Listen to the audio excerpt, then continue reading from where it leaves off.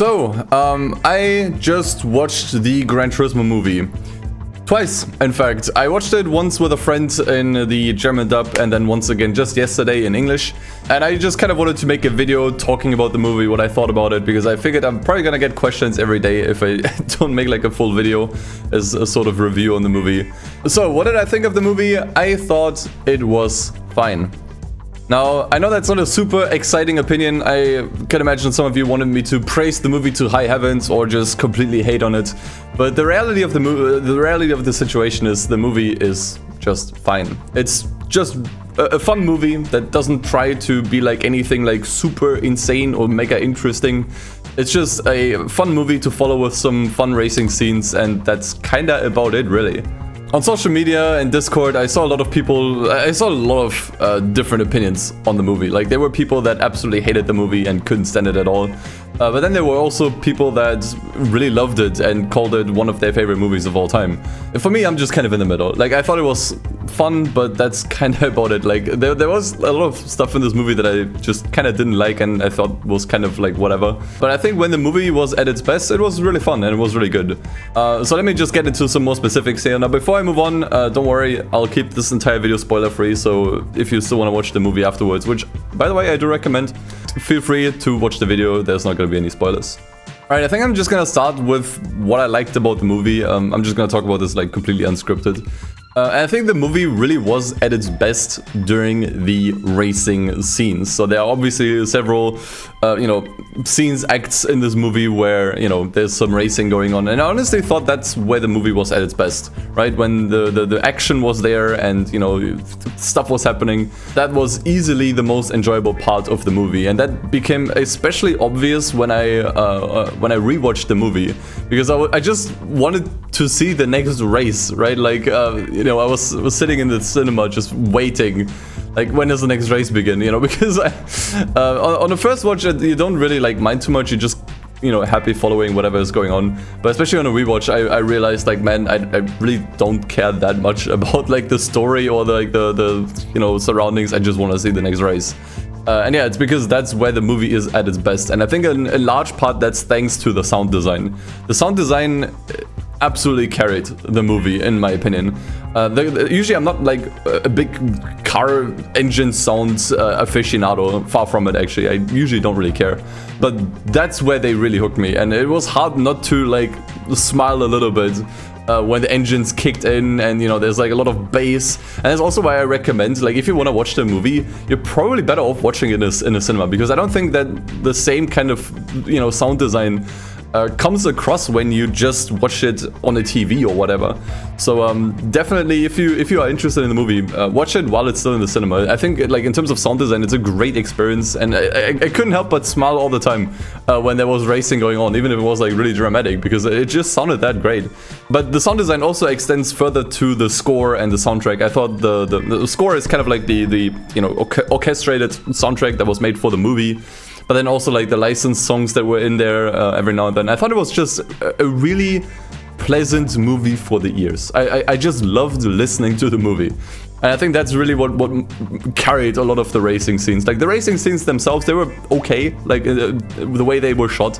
One problem I had with that, and I guess this isn't like exclusive to the racing scenes, but just the movie in general. And we're already kind of getting to negatives here. There's probably still some more positives I want to talk about. But the CGI was very hit and miss. And I guess this is like both a positive and a negative. Like, I think a few scenes, they did have some good CGI. I like the scenes where the cars was just kind of like disassembling around the driver and etc. It looked a little bit rough in a few instances, but I think in general, like, they had some like interesting visuals going on with the CGI at times, which I kind of liked. Now, moving away from the racing scenes a little bit, because obviously the movie isn't, like the Gran Turismo movie isn't like, an hour and a half of just racing.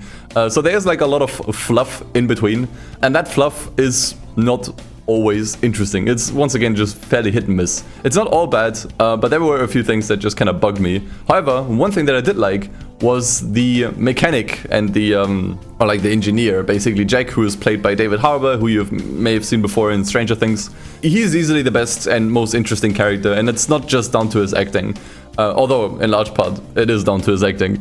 I think he was like super fun to watch and super interesting, and it was nice to see him warm up and develop over the course of the movie. And I think, you know, him along with the main character Jan, they easily had like the most character development, and I thought they had like a great dynamic together too. And I gotta be honest, like he really carried all of these like non-racing scenes. Like, was it not for David Harbour and the mechanic, you know, in his role and everything, I don't think it would have been any good. Like, I think all of like those extra fluff scenes, I don't think they would have been any good. So yeah, I think he kind of stole the show in a way. The main character Jan was also like okay. He was just this like fairly average gamer archetype who's like kind of like awkward and a little bit reserved. But I thought he was fine. There's like a scene in the movie later on that deals a little bit with PTSD. I thought they handled that pretty well, and I thought it was pretty interesting. Now, talking about my favorite scene in the movie, and this might be a little bit weird saying this now, considering what I said earlier.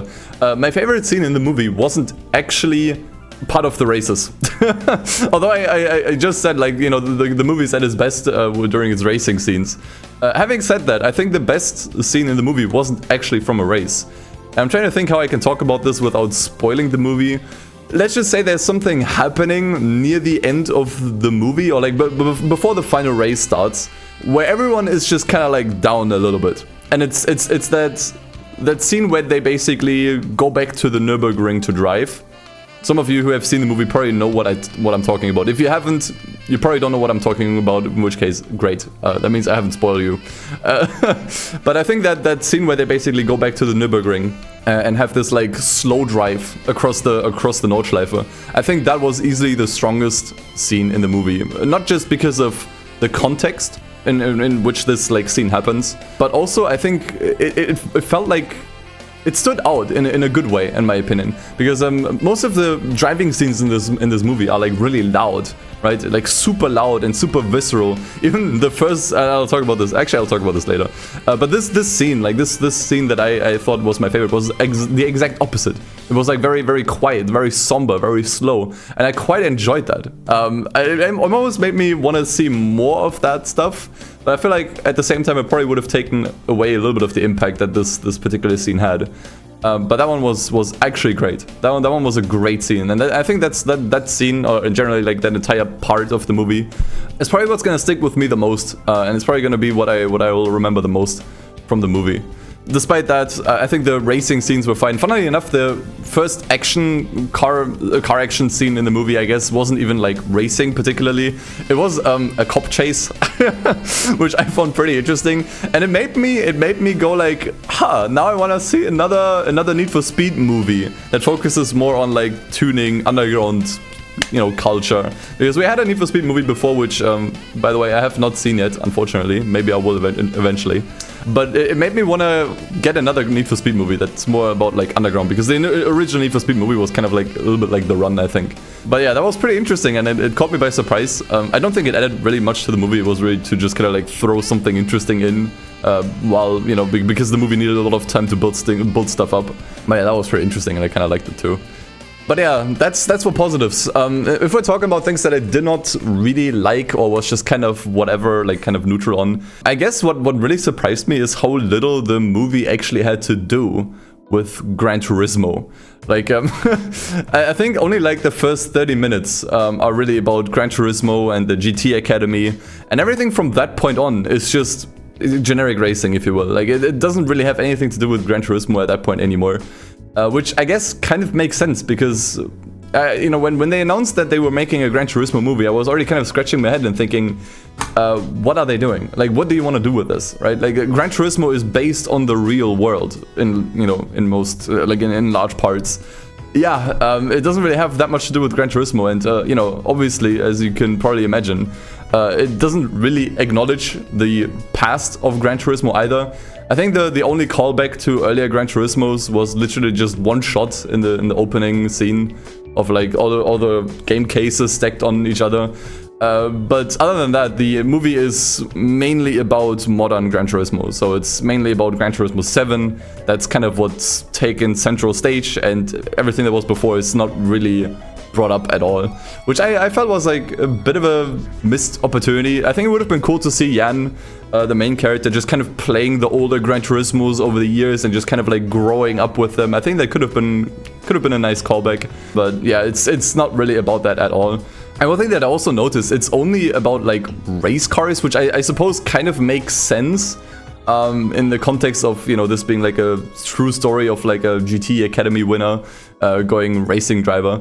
But you know, Gran Turismo isn't just about race cars. It is like to a large part, but you know, Gran Turismo, I think a lot of people why people like Gran Turismo, or why people started to enjoy it in the first place, is because they can just drive and race regular cars. That was surprisingly absent. There was no racing regular cars in the movie. As I talked about earlier, there's like this one cop chase scene in the very beginning of the movie, and outside of that, you're not gonna really see any like sports cars or like regular cars in action. It's all race cars, which I thought was kind of a missed opportunity. But alas, you know, as I said, like the racing scenes were still good, so I didn't really mind too much. But yeah, as I already talked about earlier, all of the like fluff between the racing scenes was not really super interesting. And I think this is in large part due to two characters. Number one was Audrey, who was basically Jan's love interest throughout the movie. And it was like very... it was a bit of a nothing burger. So basically the first time they meet, they already kind of like each other. And then they just meet again, and then they like each other more. And there weren't really like any ups and downs in this like relationship angle. Now, obviously, I didn't expect like a massively interesting relationship.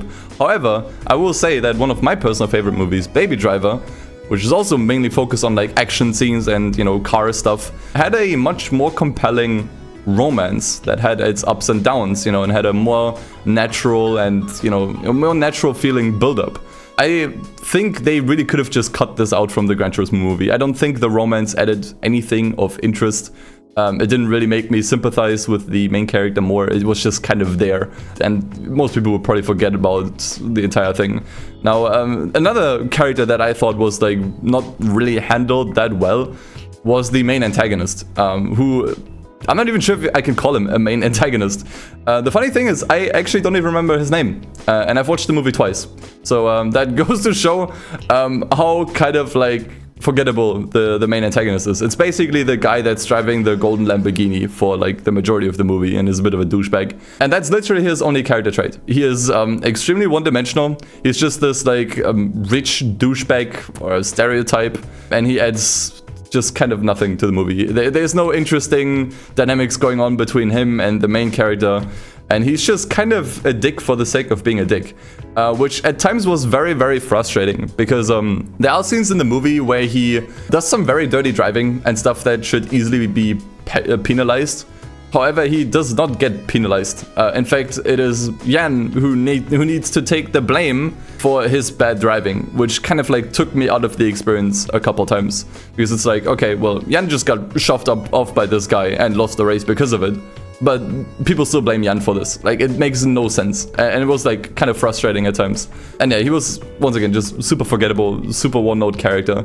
And I guess, like, you know, talking about all of these characters, I think it paints this picture of a very, like, a very cliche movie, which, yeah, it is. It's just, like, the entire plot is a fairly average underdog story that we've already seen plenty of times. And I'll admit, it doesn't really do that much to spice this formula up. It doesn't really do that much to make it interesting, except for Jack, like the character played by David Harbour, the cool racing scenes and the sound design, and once again that one oddball scene that I really liked on the Nordschleife. But other than that, it's a fairly average story that I don't think is like worth watching the movie for. And I think that's ultimately the expectation you need to have going into the movie. It's like you really just should go in there expecting to have some fun with the racing scenes, and the rest is just kind of there to just kind of make the scenes, you know, lead into each other. That's literally all there is. And yeah, one last thing that I just wanted to mention, because I already mentioned it earlier. The CGI, as I said, is very hit and miss. When it looked good, it looked decent, but there were definitely some scenes as well that I feel like could have really used some work. One thing that really comes to mind were whenever there were helicopters on screen, they looked like very clearly pasted in. So yeah, I think the CGI was kind of hit and miss, which I don't know why it is. Like, I feel like the CGI should have been like the a slam dunk here, considering how much budget was behind this movie and who was working on it, right? Like, you think that at least the CGI, if anything, is like top-notch, but it was kind of hit and miss. But yeah, I think that just kind of sums up my rough thoughts on the Gran Turismo movie. I would like to go into more detail, but I think that's when we're gonna get into spoiler territory. But yeah, as I said, ultimately I thought the movie was just fine. It wasn't anything that like blew me away, especially because before I watched the Gran Turismo movie, I watched both Oppenheimer and Barbie on the same day, and I think I enjoyed both of those movies a little bit more. Yes, I like Barbie more than Gran Turismo. That feels very weird to say, but it's unfortunately true. And you know, I thought about this a little bit more after I watched the movie the second time, and I was driving home, and I think there's a very interesting parallel between the current state of Gran Turismo and the Gran Turismo movie. To just kind of like recap what I said earlier, I think the movie is really at its best when it's just about the racing and the driving, and everything else around it is kind of whatever. And I feel like in a way that's kind of also what modern Gran Turismo is like. So, you know, with Gran Turismo Sport and 7, I thought the driving itself is easily the strongest aspect of those games. You know, just the way the cars look, how they feel, how they sound, and how the racing works, you know, in the game, and everything around it, like the actual game aspect, is kind of whatever. So I feel like in this way, you know, in that way, both the movie and the current state of the games, I think they're very, very similar. So just keep that in mind going into the movie. It's not going to be like, you know, a story masterpiece or whatever. It's just going to be fun racing scenes, and that's mostly it. Now, I've already answered the question if this movie is good or not, and I'd say, yeah, it is. It's not amazing, it's just good. It's just decent, and that's it. But is it a good movie adaptation? And that's where things get a little bit blurry, because I did watch other movie adaptations before, like Detective Pikachu, the Sonic movie, I've only seen the first one, and the Super Mario movie, and I think all of those were much better movie adaptations for the simple reason that I think people that aren't into the source material can just easily go into the movie and enjoy it, and best case, even get interested in the games. I don't think that's true for the Gran Turismo movie. I think if I had gone to the cinema with, let's say, my mother, who isn't into cars, isn't into racing, isn't into Gran Turismo, isn't even into gaming, I think she would have been really bored, and I don't think she would have been like mega interested in the games or in the series or even into gaming in general. I don't think it does a lot to be that interesting. I feel like in that aspect, you know, the Mario movie especially, I think had a lot better ideas how to get people hooked. But then again, as I said earlier, there's a lot more source material to pull from a Mario movie because it's based on fantasy. Whereas with the Gran Turismo movie, with Gran Turismo in general, it's based on the real world. So it's, once again, the question of what do you even want, what do you even do there, right? So yeah, as an adaptation, I don't know. It's a hard question to answer because, once again, you know, it doesn't really do much to get people who aren't into Gran Turismo interested, which I feel like is one of the primary goals of a movie adaptation, to get people who don't usually play games into games. But at the same time, as I said, I feel like it's a nice parallel or a nice representation of the current state of Gran Turismo. So it's a hard question to answer. But yeah, I think that about wraps up all my thoughts on the movie. As I said, I would have more to say. Like, for example, I really liked the dynamic between Jan's dad and Jan. I think that there was like a nice dynamic there with, like, you know, themes of proving yourself to your parents, which I think a lot of people can relate to. So yeah, you know, there was some good aspects to the story too. It's just like as a whole, you know, there's like a whole picture. It wasn't like super mind-blowing. But yeah, as I said, the movie is fine. Go watch it in the cinemas while it's still available, because I think that's when you really get the most out of this movie with amazing sound design. And yeah, that's about it. Would I watch the movie again for a third time? Probably not. I think watching it twice was just enough. But yeah, I hope that wraps up my thoughts on the Gran Turismo movie. Would you like me to do more movie reviews in the future? I gotta be honest, I'm not really much of a movie buff. I don't really watch movies that often. But as I said, I still have not seen the Need for Speed movie. So if you wanna see a review for the Need for Speed movie, let me know. But yeah, that's about it for today, guys. Thanks for hanging out. Appreciate it. And until next time. Cheers.